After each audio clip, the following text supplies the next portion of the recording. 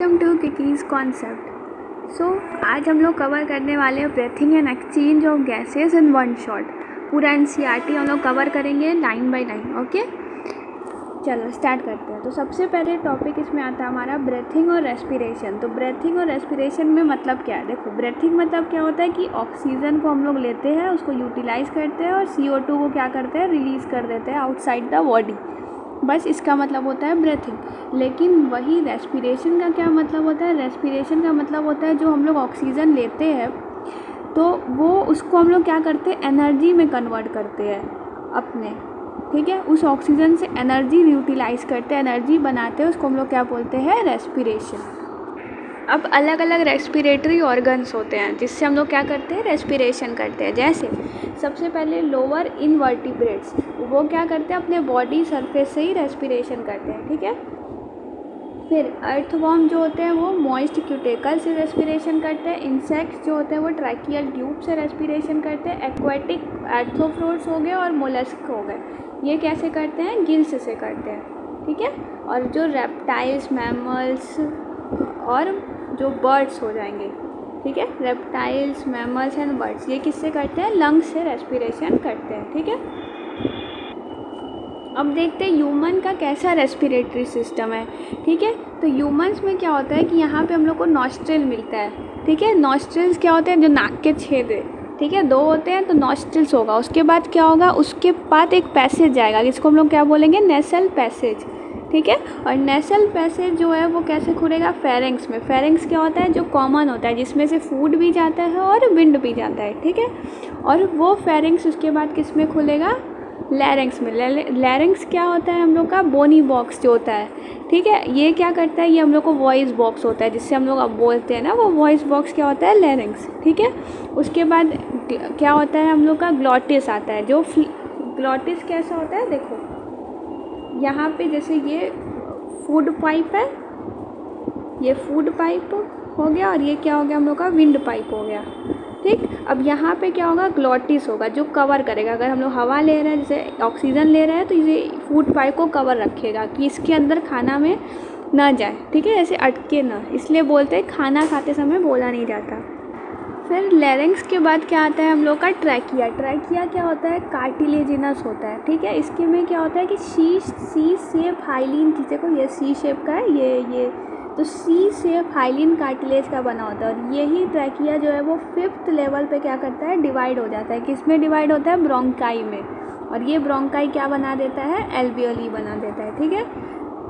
और जो ट्रैकिया होगा, ब्रोंकाई होगा, primary, secondary, tertiary, initial bronchi, ये सारा कैसा होगा, इनकम्प्लीट कार्टिलेजिनस रिंग से बना होगा, ठीक है। और एल्वियोली होता है, फिर एल्वियोलाई होता है। एल्वियोलाई कैसा होता है, ये ग्रैप्स जैसा या बैलून जैसा स्ट्रक्चर होता है, ठीक है। और ये इसके अंदर क्या होता है, म्यूकस पाया जाता है, ताकि जैसे हम लोग सांस लें तो ये फूलेगा और वापस से जब हम लोग रिलीज़ करें तो ये पिचक के सिकुड़ न जाए, इसीलिए इसमें क्या होता है, म्यूकस। अब ये क्या है, हम लोग का लंग्स का डायग्राम है, ठीक है। इसमें क्या होता है, प्लूरल मेम्ब्रेन होता है, जो क्या होता है, 2 लेयर का होता है, ठीक है। और यही यहाँ पे ये क्या हो गया, ट्रैकिया डिवाइड किया और ब्रोंकाई बना के ढेर सारा इनिशियल, टर्सरी, ब्रोंकाई बना, और यहाँ पे ग्रैप्स जैसा स्ट्रक्चर बन गया, क्या, एल्वियोली, ठीक है। उसके बाद ये एनसीईआरटी का डायग्राम है, देखो इसमें क्या है कि ये ग्लॉटिस है, ग्लॉटिस, एपिग्लॉटिस, ठीक है। और ये क्या है, हम लोग का एपिग्लॉटिस जो कवर करेगा, ठीक है।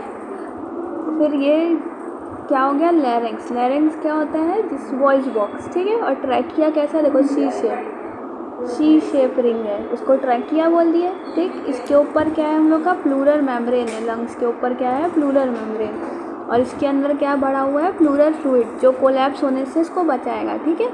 उसके बाद ये ब्रोंकाइस है जो ब्रांच में डिवाइड हो जाएगा, और फिर उसके ये लंग्स हो गया, और ये डायफ्राम हो गया जो एब्डोमिनल और थोरेसिक को क्या करेगा, डिवाइड करेगा, ठीक है। Mechanism of breathing. Mechanism of breathing में क्या होता है कि किस तरीके से हम लोग ऑक्सीजन को लेंगे, CO2 को रिलीज आउट करेंगे, ठीक है। तो जो अब देखो प्रेशर जो होता है वॉल्यूम के इन्वर्सली प्रोपोर्शनल होता है, ठीक। और एयर कैसे मूव करता है, हाई प्रेशर से लो प्रेशर की तरफ। तो दो प्रोसेस होता है इसमें, क्या क्या, इंस्पायरेशन और एक्सपायरेशन। ठीक, तो इंस्पायरेशन मतलब इन करना, हम लोग एयर को क्या करेंगे, अपने अंदर लेंगे। ठीक है, तो उसको हम लोग बोलेंगे इंस्पायरेशन। तो इंस्पायरेशन में हम लोग क्या कर रहे हैं कि बाहर से एयर को अपने अंदर ले रहे हैं। तो high pressure to low pressure मतलब बाहर का प्रेशर क्या होगा, ज़्यादा, और अंदर का प्रेशर क्या हो जाएगा, कम। ठीक, तो इंट्रा पल्मोनरी प्रेशर मतलब जो लंग्स के बीच का प्रेशर है वो क्या हो गया, कम, और एटमॉस्फेरिक प्रेशर क्या हो गया, बढ़ गया। ठीक है, और डायफ्राम जो है वो कैसा हो जाएगा, कॉन्ट्रैक्ट, ऐसे आर्क शेप का होता है वो ऐसे कॉन्ट्रैक्ट हो जाएगा, जिससे सरफेस एरिया क्या हो जाए, बढ़ जाए। ठीक, किस, एंटेरियर पोस्टीरियर एक्सिस में बढ़ जाएगा। ठीक है, और स्टेरनम जो क्या करेगा, डॉर्सो वेंट्रल एक्सिस में बढ़ा देगा। ठीक, ये एंटेरियर पोस्टीरियर एक्सिस, ये डॉर्सो वेंट्रल एक्सिस। ठीक है, और एक्सपायरेशन मतलब क्या होता है, एक्सपायरेशन मतलब क्या कि जो हम लोग जो एयर है उसको बाहर रिलीज आउट कर दो, उसको बोलेंगे एक्सपायरेशन। ठीक है, तो रिलैक्सेशन ऑफ द डायफ्राम, तो डायफ्राम क्या हो गया, रिलैक्स हो गया, अपने नॉर्मल पोजीशन पे आ गया, और जो अंदर का प्रेशर है हमारे वो ज़्यादा होगा, बाहर का प्रेशर क्या हो जाएगा, कम। तो हम लोग क्या करते हैं, 1 मिनट में जो है वो 12 to 16 टाइम्स जो है वो ब्रेथ करते हैं। ठीक है, और जो वॉल्यूम ऑफ एयर जो भी ब्रेथिंग में मेजर्ड होता है स्पायरोमीटर से। ठीक है, अब रेस्पिरेटरी वॉल्यूम एंड कैपेसिटीज़, तो हम लोग क्या करते हैं कि कितना हम लोग जब रेस्पिरेशन करते हैं तो हम लोग कितना वॉल्यूम ऑफ एयर अपने अंदर लेते हैं या रिलीज़ करते हैं, उसको हम लोग जो मेज़र करते हैं स्पायरोमीटर से, उसको हम लोग पढ़ने जा रहे हैं। ठीक है, तो सबसे पहले क्या आता है हम लोग का, टाइडल वॉल्यूम। तो टाइडल वॉल्यूम क्या होता है कि जैसे हम लोग नॉर्मल इंस्पायरेशन कर रहे हैं और एक्सपायरेशन कर रहे हैं, तो वो क्या हो गया, टाइडल वॉल्यूम, वो कितना होता है, 500 मिलीलीटर। IRV क्या होता है, इंस्पायरेटरी रिजर्व वॉल्यूम, जो कि 2500 to 3000 होता है। ठीक है, ERV क्या होता है, 1000 to 1100। RV रेसिडुअल वॉल्यूम, जो कुछ वॉल्यूम ऑफ एयर हमारे लंग्स में बच जाते हैं उसको हम बोलते हैं रेसिडुअल वॉल्यूम, जो कि कितना होता है, 1100 से 1200। इंस्पायरेटरी कैपेसिटी क्या हो जाएगा, TB plus IRV। Expiratory capacity TB plus ERV।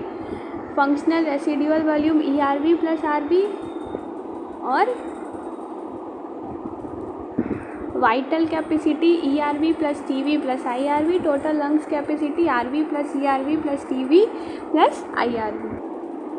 Exchange of gases, तो गैसेस जो है वो अलग अलग चीज़ पे डिपेंड करता है, अलग अलग फैक्टर्स पे डिपेंड करता है कि वो कैसे एक्सचेंज करेगा। ठीक है, अगर गैसेस का, जिस गैसेस का पार्शियल प्रेशर मतलब क्या होता है कि एक पर्टिकुलर गैस का प्रेशर जो बोलते हैं उसको हम लोग बोलते हैं पार्शियल प्रेशर। तो एक पर्टिकुलर गैस का प्रेशर पे भी डिपेंड करता है हम लोग को, और वो गैस कितना सॉल्यूबल है उस पर डिपेंड करता है, और थिकनेस जो मेम्ब्रेन में उसको पास करना है उस थिकनेस पर डिपेंड करता है। तो जो CO2 और O2 जो है वो कैसे एक्सचेंज करते हैं, डिफ्यूज़न से एक्सचेंज करते हैं। ठीक है, अब ये देखते हैं हम लोग, तो हम लोग का O2 का कंसनट्रेशन एटमॉस्फेयर में कितना है, 159। ठीक, एल्वियोली में 104, डीऑक्सीजनेटेड है तो 40, ऑक्सीजनेटेड है तो 95, और टिश्यू में भी 40। ठीक, और CO2 कितना हो जाएगा, CO2 0.3, एल्वियोली में 40, ब्लड अगर डीऑक्सीजनेटेड है तो 45, ब्लड ऑक्सीजनेटेड है तो 40, और टिश्यू में 45। ठीक है, अब देखो इधर डायग्राम। ठीक है, तो यहाँ पे क्या है हम लोग का कि हम लोग इंस्पायर किए एयर को। ठीक है, तो एल्वियोली, ये एल्वियोली हो गया। ठीक है, तो एल्वियोली में कितना है, O2 का कंसंट्रेशन 104 और CO2 का 40। ठीक, अब ये जो है ये O2 कहाँ पे जाएगा, ये पल्मोनरी वेन्स में O2 जाएगा। ठीक है, फिर सिस्टमेटिक आर्टरीज में जो ऑक्सीजनेटेड ब्लड कैरी करेगा, फिर ये किस पे चला जाएगा, इसमें प्रेशर कितना होगा, 96 m, ठीक है, mmHg, एंड CO2 का 40 mmHg।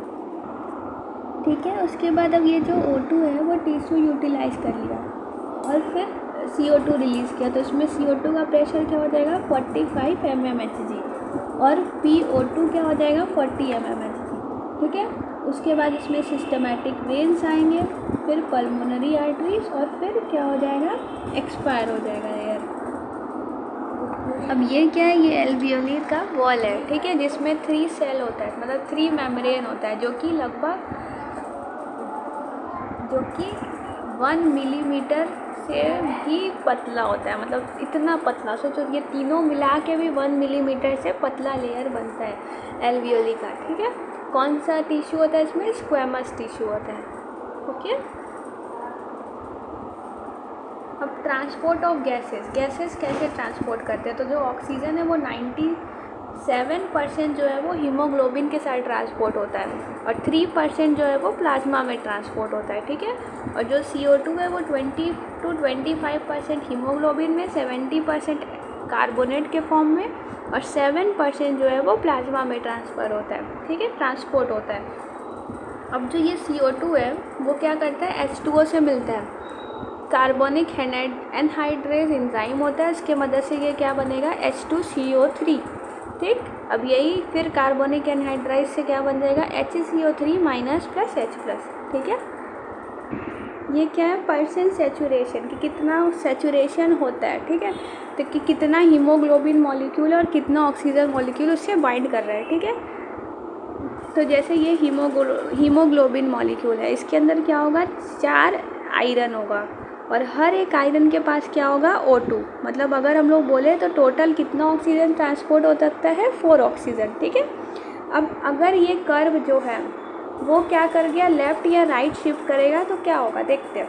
अगर ये कर्व लेफ़्ट शिफ्ट कर दिया, इसको हम लोग बोलते हैं हेल्डेंस इफेक्ट, ठीक है। इसका मतलब कि ऑक्सीजन बढ़ गया, pH बढ़ गया और टेम्परेचर कम हो गया। और अगर वही ये राइट शिफ्ट कर गया, इसको हम लोग बोलेंगे बोर्स इफेक्ट। इसमें क्या हो जाएगा कि CO2 partial pressure of CO2 क्या हो जाएगा? बढ़ जाएगा, pH कम हो जाएगा, टेम्परेचर बढ़ जाता है, ठीक है। अब है रेगुलेशन ऑफ रेस्पिरेशन। तो हम लोग के अंदर जैसे कि एक ब्लड वेसल्स होता है जो रेगुलेट करता है CO2 और H+ को, पर जो ऑक्सीजन को रेगुलेशन जो होता है वो इनसिग्निफिकेंट होता है। ऑक्सीजन का इतना हम लोग रेगुलेशन नहीं करते, ठीक है। तो सबसे इसमें क्या होता है? मेड्यूला में रेस्पिरेटरी रिदम सेंटर होता है, और न्यूमोटॉक्सिक सेंटर किस में होता है? पॉन्स में होता है, ठीक है। न्यूमोटॉक्सिक सेंटर क्या होता है? Switch off centre for inspiration. जैसे हम लोग सांस ले रहे हैं, ठीक है, कि अब हाँ बस सफिशिएंट है हमारे लिए, तो वो स्विच ऑफ हम लोग का सिग्नल कौन देगा? वो पॉन्स देगा, ठीक है। और मेड्यूला क्या दे रहा है? Respiratory rhythm centre. मतलब हम लोग जो रेस्पिरेशन कर रहे हैं तो वो हम लोग एक पर्टिकुलर एक रिदम में करें, ठीक है। ये नहीं कि कभी कम करने लग गए, कभी ज़्यादा, कभी जल्दी करने लग गए, तो ऐसे नॉर्मल के स्टेट में बात हो रहा है, ठीक है। तो ये कौन कंट्रोल करता है? मेड्यूला।